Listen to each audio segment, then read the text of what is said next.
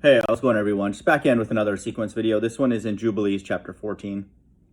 This is an incredible book, just how consistent it is with the book of Genesis. But a little bit of numerology here too.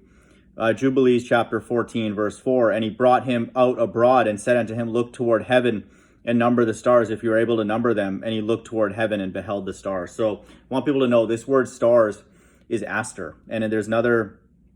That term is also used to describe angels, in other parts of the Bible. So look that up, in the blue letter, in particular in Matthew 24 when it's referenced. So this is a coded reference to Christ's second coming, in 14:4. And so numerology holds in all these books. So to me, this is God-breathed, all of it. So, the ones that I'm putting the sequences up. So in Jubilees 14:4, we have a coded reference to look toward heaven, look up.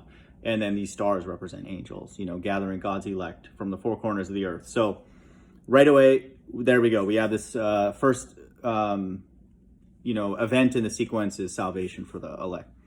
Now, verse 13, a horror of great darkness fell upon him. And it was said unto Abram, know for sure that your seed shall be a stranger in a land that is not theirs, and they will bring them into bondage and afflict them 400 years. So this land that's being referred to is America, modern day Egypt. Okay, where the Israelites were brought, into captivity. The Israelites are scattered throughout earth, but a concentration of them are going to be in America, and their affliction is going to last 400 years, and I believe that that's over now. Verse 14, and the nation also to whom they will be in bondage shall I judge. And so this is the time of God's judgment of America, and it's going to start with the plagues, in Revelation 18:8. And then there's a group that's exempt from those plagues in Revelation 18:4. Come out of her, my people. And so just know that. And the nation also to whom they will be in bondage shall I judge. And after that, they will come out from there with much abundance. And so after that group is taken away, now they're in the presence of God. Okay. And so the only time they're going to return to earth is to clean it up and then to be in the kingdom. And then they'll have this abundance. Okay, verse 16, but in the fourth generation they will return here, for the iniquity of the Amorites is not yet full. So in the last days, the elect are going to return, okay, in this battle in the Middle East, this battle of Armageddon, okay, in the Valley of Decision, and all the different languages that's used for this battle, in the Middle East. So Christ is returning with his elect to destroy everybody with the mark of the beast, or who worship the image of the beast. And it's not a coincidence, this is verse 16, okay. And he awoke from his sleep, and he arose, and the sun had set, and there was a flame. So it's going to be with fire, this destruction. Body and soul is going to be destroyed. And behold, a furnace was smoking, and a flame of fire passed between the pieces.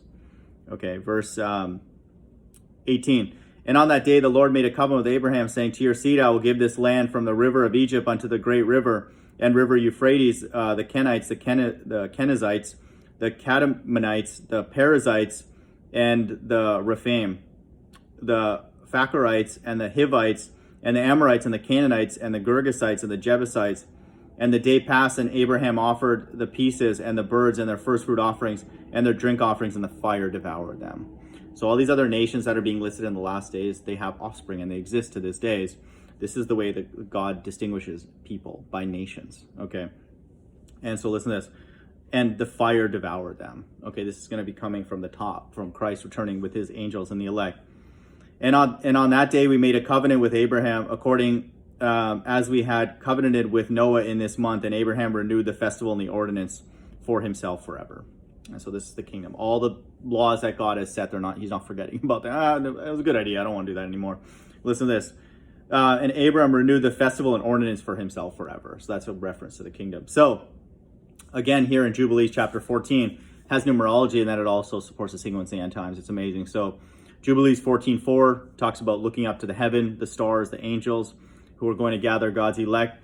Then it's a time of judgment of America, this place of bondage for the Israelites for 400 years.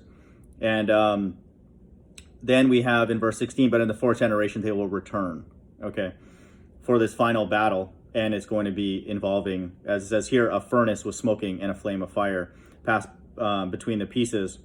And like it says here in verse